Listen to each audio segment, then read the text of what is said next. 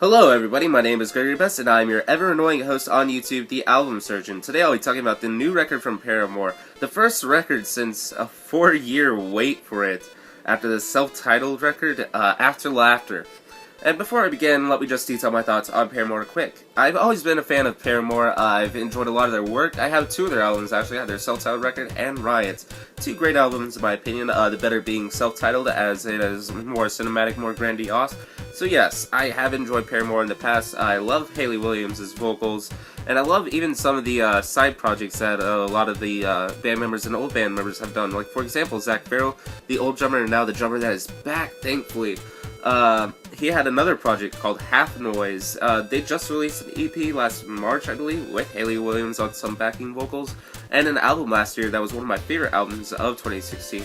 In fact, I got to see Half Noise live before my favorite band, Paper Route, and they were great. I was like 5 feet away from Zach Farrell, just like taking a tambourine and banging it on a cymbal just to aid the percussion along, and it was in like this really small, like more club venue, so I was like right there, right in front and center.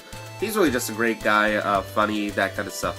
So yeah, I really like a lot of their ventures, and I even like this musical project as well, Paramore.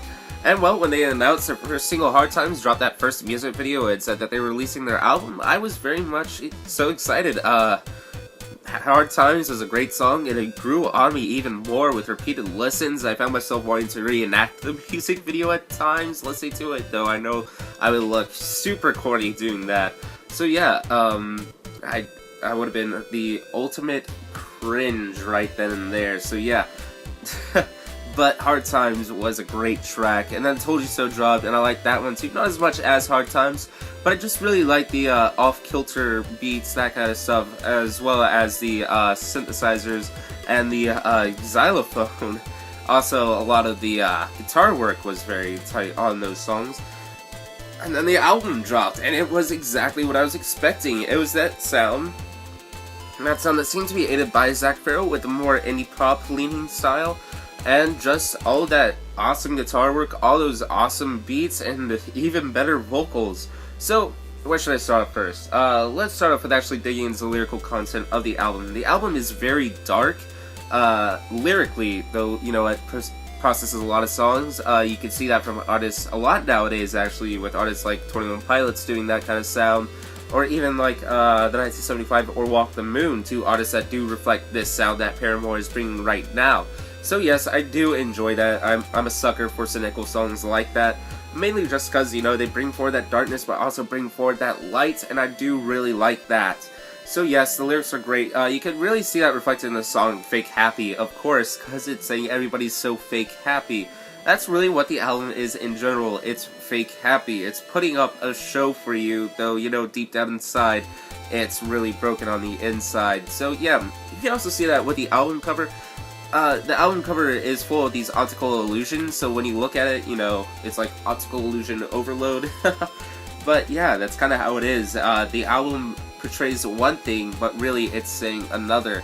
So, I mean, nothing like seriously deep, nothing like Kendrick Lamar level of conscientious choices, but it's still really awesome, and I love to see that they're like putting all this effort just to portray this theme, and it's actually paying off. So yes, that's awesome. Musically, it's actually, from a technical standpoint, it's really good. There's lots of minor chords, which usually nowadays minor chords are used for more darker tracks, but like in classical music, minor chords usually reflected happiness, that kind of stuff, and they actually do make it seem happy. Like, for example, After Laughter is in the key of F minor, I believe, but it's super happy sounding. So yeah, they successfully pulled that off. I really enjoyed that as well.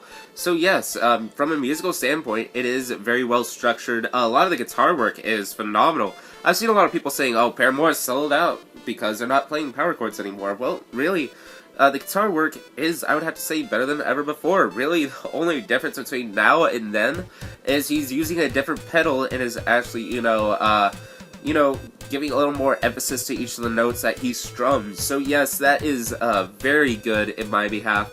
All these positives just really outweigh the negatives, but with an album review, with a critical analysis, we do have to cover some of the negatives. So my first negative is just, it's not as grandiose as I mentioned before with a self-titled record.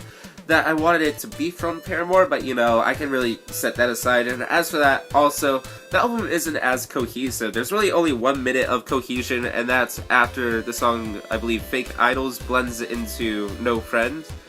So yeah, that's False Idols into No Friends. So yes, there's that moment, but overall, I just wish there was like more glimpses of cohesivity, because when I'm listening to the album, I'm like, oh, this could have blended into that, why didn't it? So yeah, I just wish they'd spend a little more time actually structuring the album in that manner, but you know, it doesn't subtract from the fact that the album itself is still complete as a whole within its themes. So yes, those negatives can be completely contradicted by the positives, thankfully, because this album is just great. That's really all I have to say about it. It's phenomenal. Vocals are phenomenal. Guitar work is phenomenal. The drums are phenomenal, as always, from Zach Farrow. I just gotta love that guy. Anyways, so yeah. Anyways, lots of anyways. This new record from Paramore is great. I love it. I'm digging it. I hope you dig it. You can look it up on Spotify, right here on YouTube. You can download it off iTunes. I don't know. You could go out pick up a physical CD copy. I plan on doing that. So yeah, this new record from Paramore, a 9.3 out of 10. Very high rating, a very deserved high rating. So yeah, if you liked today's video, you can like, you can subscribe. If you didn't like today's video, I don't know, you can dislike, you can subscribe and unsubscribe. It's not necessarily my choice, it's yours. And I'm fine with whatever you do. Anyways, you can click right here to see my review of Imagine Dragons' new single, Whatever It Takes. You can click right here to subscribe, because I will have a new review out for the surprisingly good Harry Styles album. And maybe a review for the terrible B.O.B. mixtape. I don't know what's gonna happen. Anyways, in the future, who knows what's gonna happen with this channel. Anyways, again,